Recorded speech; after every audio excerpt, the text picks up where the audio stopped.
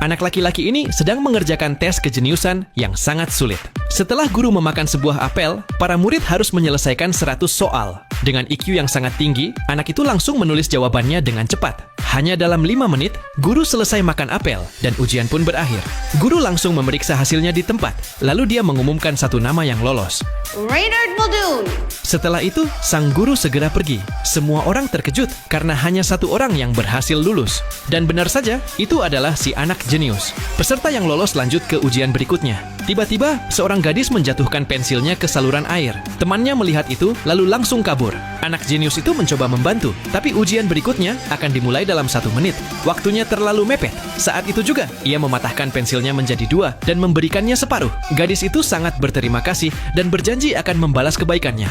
Ujian kedua pun dimulai. Tingkat kesulitannya jauh meningkat. Anak-anak mulai panik. Salah satu peserta langsung kabur setelah melihat soal. Bahkan si anak jenius tidak bisa menjawab satupun. Tapi gadis tadi berhasil menyelesaikannya. Saat ia berdiri, ia melemparkan secarik kertas kepada si anak jenius. Isinya adalah jawaban dari soal-soal ujian. Itulah cara dia membalas budi. Namun, anak jenius menendang kertas itu. Lewat pengamatan yang teliti, ia akhirnya menyadari rahasia dari soal ujian. Setiap jawaban tersembunyi di dalam soal berikutnya. Karena ujian ini sebenarnya menguji kemampuan observasi.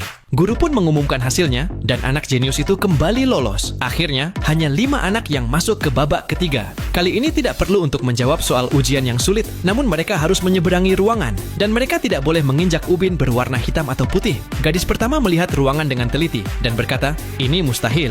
Karena jawabannya yang konyol itu, sang pengawas pun langsung mengeliminasinya. Giliran gadis kedua maju.